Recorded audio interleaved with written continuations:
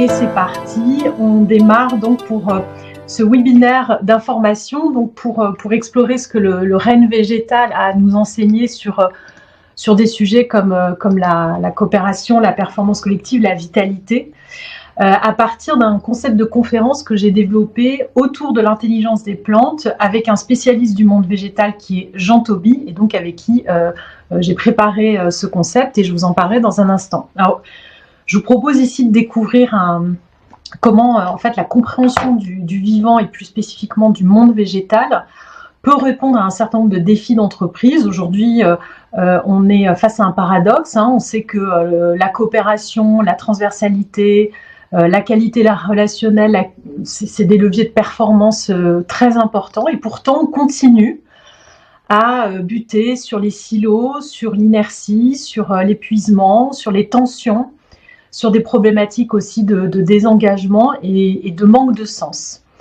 Alors, la question qui se pose aujourd'hui, c'est pourquoi, alors que tout le monde appelle à plus de coopération, de transversalité, d'énergie dans les entreprises, pourquoi est-ce qu'on n'y arrive pas? Pourquoi est-ce que c'est aussi difficile à faire exister autant que ce qu'on le souhaiterait?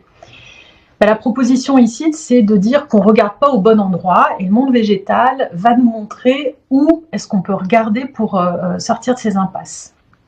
Alors, si vous êtes ici, c'est peut-être par curiosité, c'est peut-être parce que vous dites tiens, il y a une approche intéressante ici, vous avez peut-être une intuition par rapport au monde végétal, peut-être que tout simplement vous aimez les plantes, tout ça c'est des bonnes raisons.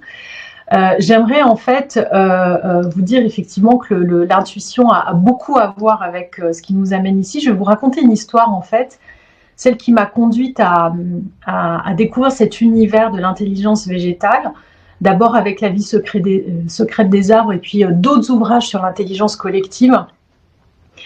Ça a été un vrai déclic sur les analogies avec les dynamiques collaboratives dans l'entreprise. Mais à ce stade, ça restait quand même une analogie qui était intellectuellement séduisante. Peut-être ça vous a déjà traversé l'esprit. Alors, hop, je coupe les micros pour m'assurer que tout est OK. Voilà. Par contre, le vrai basculement, ça a été le jour où j'ai entendu pour la première fois la musique des plantes. En fait, j'ai pu assister à cet événement-là. Et en fait, la plante qui était présente là, avec une certaine installation, s'est mise à chanter au sens propre du terme. C'était pas une note mécanique, c'était vraiment un chant vivant, une façon pour la plante de dire voilà, je suis là. C'est vraiment quelque chose, une expérience qui m'a bouleversée. Et là, j'ai compris en fait qu'on ne parlait pas seulement de nature, mais d'intelligence sensible, parce que c'était concret, c'était audible, c'était réel. On peut littéralement écouter la plante et elle réagit à la présence des personnes présentes. Voilà. Donc, ces expériences, elles n'ont pas seulement mis des mots sur une expérience, sur une intuition, mais c'est aussi une expérience concrète sur ce que je percevais comme étant essentiel pour des sujets qui sont au cœur de mon métier. C'est la performance collective, la dynamique des équipes, la qualité du climat relationnel aussi. Et ça confirmait que nous commettons une erreur dans notre façon d'appréhender ces sujets parce que nous négligeons des dimensions invisibles qui sont au cœur de ces dynamiques. Donc le message, c'est quoi? Eh bien, c'est que dans l'entreprise comme dans le monde végétal, les phénomènes les plus visibles, la croissance, la performance, l'innovation, etc., reposent sur des dimensions invisibles. C'est les interconnexions subtiles, c'est l'information, c'est l'énergie, c'est les flux d'information et énergie, c'est eux qui nourrissent la coopération, la vitalité, la performance collective. On n'est pas très à l'aise dans notre civilisation cartésienne pour s'extraire d'un mode de pensée qui est un petit peu réducteur sur la nature du réel, et c'est ça qui va nous intéresser, comment on peut réouvrir le regard. Alors, quand on se pose des questions sur la performance et sur ce qu'est un modèle performant, ça vaut quand même vraiment le coup de regarder de plus près le monde végétal, parce que c'est un modèle qui est remarquable. Déjà, il est universel, il est ancestral, C'est un modèle de performance qui a fait ses preuves dans la durée. Il s'appuie sur quoi? Il s'appuie sur une grande intelligence collaborative avec des coopérations naturelles, des coopérations horizontales, de l'ultrasensibilité, des capacités de circulation d'énergie et de régénération. Et en fait, si on y réfléchit bien, c'est une façon de voir aussi les organisations. C'est des systèmes vivants qui sont faits d'interactions multiples. Donc, si on regarde l'organisation comme ça, et si dans la nature, la coopération est aussi performante, ce que je propose, c'est de se poser la question, pourquoi est-ce que dans les organisations, si ce sont aussi des systèmes vivants, on rencontre autant de difficultés à développer plus de coopération et de transversalité, de dialogue? Pourquoi est-ce qu'on rencontre autant de difficultés à dépasser la culture pyramidale, qui est encore quand même très présente en France? Et pourquoi est-ce qu'on n'est pas aussi performant qu'on pense l'être ou qu'on pense qu'on pourrait l'être? Et puis pourquoi nous épuisons-nous aussi? La question de l'énergie, elle est importante. Donc avec l'intelligence des plantes et la musique des plantes, en fait, c'est une expérience concrète et donc c'est un changement de regard qui va permettre en fait d'aller explorer un certain nombre de lois fondamentales du vivant. Quand on parle d'intelligence, en fait, souvent on pense à un cerveau humain, à la logique et à la réflexion. Mais pourtant, en fait, ce qu'on peut voir, c'est que dans les plantes, il n'y a pas besoin de cerveau central, de système nerveux, et pourtant elles sont capables d'intelligence. Et aujourd'hui, l'intelligence des plantes, c'est un champ de recherche qui est reconnu, avec plusieurs disciplines. Il y a la neurobiologie végétale, la biophysique, la biochimie et la bioacoustique. Donc il y a des chercheurs comme Stefano Mancuso qui ont amené beaucoup de choses sur l'intelligence des plantes. Peter Wohlenben, alors je prononce peut-être pas très bien son nom, avec La vie secrète des arbres. Peut-être que vous avez croisé cet ouvrage-là qui parle vraiment de ces échanges d'informations entre les arbres via leurs racines, avec les fameux réseaux mycorhiziens. Comment ils s'entraident, comment ils prennent soin les uns des autres, comment ils transmettent une certaine mémoire. Donc on voit qu'il y a quand même dans le monde végétal une finesse d'adaptation, une capacité relationnelle, une sensibilité vibratoire qui est bluffante. Et la musique des plantes, de ce point de vue-là, va vraiment créer un effet avant-après. C'est ça que je trouve intéressant dans cette conférence-expérience que je vous propose, c'est que c'est très concret. Donc ça, c'est avec Jean Tauby, dont je vous parlais tout à l'heure, qui est le pépiniériste et qui est chercheur, et qui a mené des recherches pionnières sur la musique des plantes et avec des collaborations scientifiques. Aujourd'hui, c'est des approches qui sont utilisées, y compris dans le soin, dans le domaine du soin, dans un certain nombre d'hôpitaux. Et donc, en fait, il a ouvert la voie avec cette approche-là à la compréhension d'un certain nombre de phénomènes. Donc, l'expérience qu'on peut faire, qu'on fait en conférence, en fait, qui est assez inédite, c'est les oscillations des plantes vont être converties en son. Donc il y a des capteurs qui sont branchés. Donc cette fréquence, en fait, une fréquence, c'est un son. Donc ça, c'est pas une traduction hasardeuse, en fait. Ça correspond à des réalités scientifiques. Et ce qui est extraordinaire, c'est que la mélodie va se modifier lorsque la plante est stimulée, avec des mouvements, de l'hydratation, voilà, mais aussi en fonction des personnes présentes, de leur état intérieur, de leur état émotionnel, psychologique, biologique. Et donc on observe que la plante change de gamme si une personne stressée s'approche, par exemple. Et là, la plante, qu'est-ce qu'elle fait? Elle va agir en harmonisateur, c'est-à-dire que son champ va évoluer. Pourquoi? Pour pouvoir agir en harmonisateur de ce qui se passe. Donc aujourd'hui, les recherches scientifiques permettent de montrer que l'action vibratoire de la plante va agir sur l'état biologique et psychique de la personne. C'est pour ça effectivement que c'est utilisé aussi à des fins thérapeutiques. Alors, on fait un détour par le monde des plantes parce que ça nous ouvre un autre regard sur la réalité. Qu'est-ce que ça nous dit, en fait, si une fougère va changer son champ quand vous arrivez? Qu'est-ce que ça dit, ces découvertes sur l'invisible, sur ce qui circule déjà dans nos organisations et sur la façon dont on utilise cette dimension invisible pour nourrir la coopération, pour nourrir l'énergie et le sens. Donc là, on va aborder ça sous un angle qui est plus que de l'analogie poétique. On va aller voir effectivement comment les plantes nous montrent une autre façon d'être en lien, d'interagir, de coopérer, de percevoir. Donc on va aller explorer 3 principes du vivant qui vont nous permettre de faire des ponts avec le monde de l'entreprise.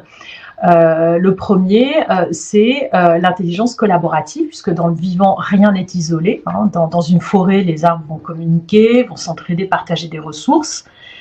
Et donc on va explorer, découvrir dans cette conférence, à partir d'un certain nombre d'exemples concrets, comment dans la nature il y a une coopération qui se base sur la complémentarité et la diversité. Alors j'ai pas le temps ici de développer tout un tas d'exemples sur la façon dont il va y avoir des réactions d'un arbre à l'autre pour prévenir d'un danger, d'un insecte, d'un incendie, pour s'entraider quand un arbre n'est pas bien, quand un arbre est malade ou est trop petit ou a besoin de soutien. Mais voilà, l'idée c'est aussi de pouvoir se nourrir de ces expériences. Alors, si dans les entreprises on raisonnait comme ça apporte beaucoup d'inspiration, mais le problème c'est qu'on le sait tout ça, on le sait sur le principe. Mais qu'est-ce qui bloque en fait? En fait, on bloque sur un obstacle qui est profondément enraciné dans nos cultures qui sont cartésiennes et mécanistes, c'est-à-dire qu'on va privilégier une vision fragmentée et cloisonnée, c'est-à-dire que dans notre civilisation cartésienne, pour comprendre et maîtriser quelque chose, il faut l'isoler et le fragmenter. Vous me voyez venir avec la problématique sur l'intelligence collective. Pour être efficace, il faut séparer les choses, il faut compartimenter, il faut maîtriser par la spécialisation. Donc on a créé des organisations qui sont gérées comme des machines, qui sont composées de pièces avec chacun à sa place, dans lequel il faut tout découper, et à force de faire ça, on a perdu la vision d'ensemble et on a perdu aussi l'intelligence collective. C'est cette culture de la spécialisation extrême, de la fragmentation. Donc ça pose la question de si on revoyait notre vision de la performance, qui n'est pas de la spécialisation mais plutôt de la relation. Et c'est vrai que le modèle organique qu'on trouve dans le vivant, il va agir en termes d'écosystème, d'équilibrage, avec un modèle horizontal où il n'y a pas de chef central. Donc il y a beaucoup de flexibilité grâce à cette décentralisation, tandis que nous avons du mal quand même à sortir d'un modèle centralisé taylorien où il y a des ordres qui descendent du sommet. Alors même si c'est un petit peu caricatural, je suis sûre que vous reconnaissez quand même un certain nombre de freins qu'on observe dans les organisations où on attend qu'une autorité valide une décision avant d'avancer. Bon, en termes d'initiative et d'autonomie, c'est pas toujours top. Vous en conviendrez. Alors après, dans vos organisations respectives, vous êtes peut-être plus ou moins avancés sur ces sujets. Deuxième principe, les capacités sensibles. Qu'est-ce qu'on fait de ces capacités dans une organisation? Je vous ai parlé d'une plante qui allait adapter qui va réagir à la présence humaine, à son état intérieur. Je ne vais pas redévelopper ça. Mais alors vraiment, il y a quelque chose d'intéressant dans ce que ça nous enseigne sur la sensibilité qui est une forme d'intelligence. On a peut-être oublié un peu ça. Et c'est une source d'efficacité dans le monde végétal. Donc ça nous montre quoi? Que l'attention, la réceptivité, l'écoute des signaux faibles, c'est des clés d'adaptation collective. Qu'est-ce qu'on fait dans l'entreprise de cette intelligence sensible? On est dans un modèle, je reviens sur le modèle cartésien et mécaniste, qui va survaloriser la raison analytique, l'objectivité, la mesure, le tangible, l'intelligence logico-mathématique, les procédures, les organigrammes, et peut-être à ignorer un peu trop les dimensions subtiles que sont le climat relationnel, la confiance, le niveau d'énergie, les émotions, toutes les interactions invisibles, la créativité, la confiance, et puis d'ignorer aussi ou de sous-estimer d'autres formes d'intelligence qui sont l'intelligence émotionnelle, l'intelligence relationnelle, etc., qui sont très importantes et qui enrichissent la dynamique collective. Les leaders de demain, c'est ceux qui auront conscience de l'importance de la posture, de l'état d'esprit, de ce qui part de l'intérieur. C'est quoi mes intentions? C'est quoi mes émotions? Ma qualité de présence? Ma qualité d'énergie? Et ceux qui savent aussi ressentir, écouter, relier, qui savent capter les informations invisibles, saisir l'intangible pour réagir et pour s'adapter. Et puis la troisième dimension, le troisième principe, c'est passer de la force au subtil, en fait, accorder plus d'importance non pas à la force, mais au flux d'informations et d'énergie. On a longtemps cru, dans notre représentation du réel, que pour qu'un système se mette en mouvement, il faut exercer une force. Alors ça, c'est le modèle newtonien. Si on veut que ça bouge, il faut pousser fort. Et dans l'entreprise, c'est pareil, on pousse, on contraint, on relance, on cadre, etc. Ça génère de la fatigue, de la résistance, de l'épuisement.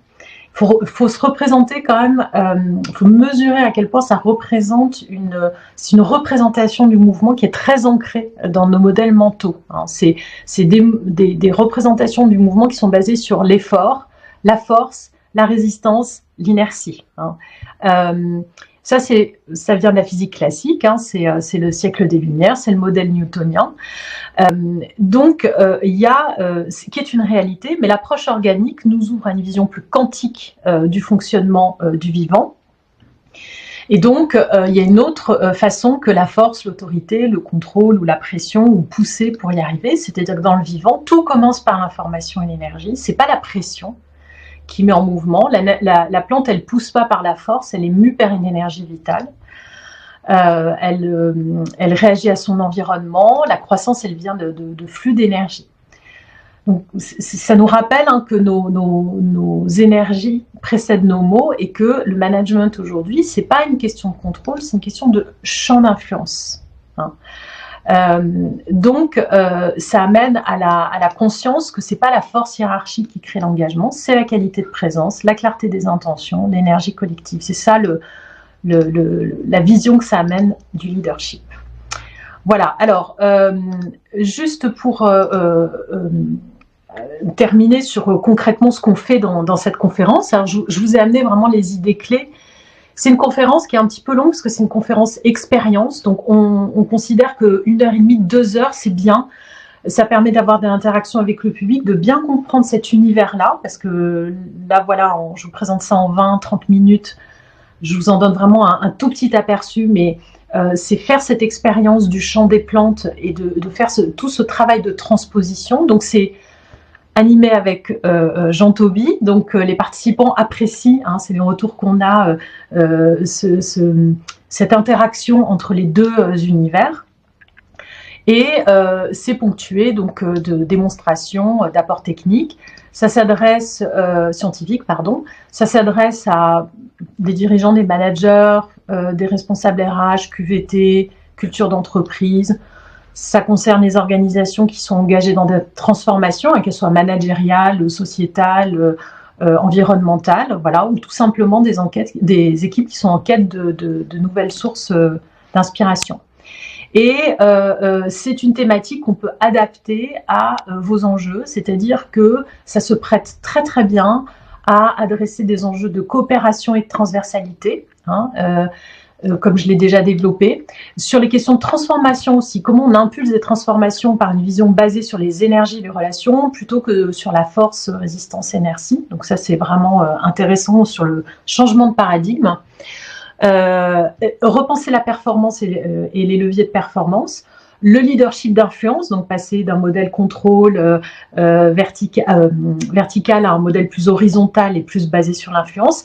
Et puis aussi pour amener des thématiques d'intelligence relationnelle et émotionnelle. Aujourd'hui, là, le cas le plus récent qu'on a développé avec Jean Toby, c'était une conférence de démarrage pour un parcours d'accompagnement des futurs dirigeants dans une grande entreprise française. Bon, je pense que ça ne les gênera pas si je les cite parce qu'ils ont largement communiqué sur les réseaux sociaux sur ce sujet.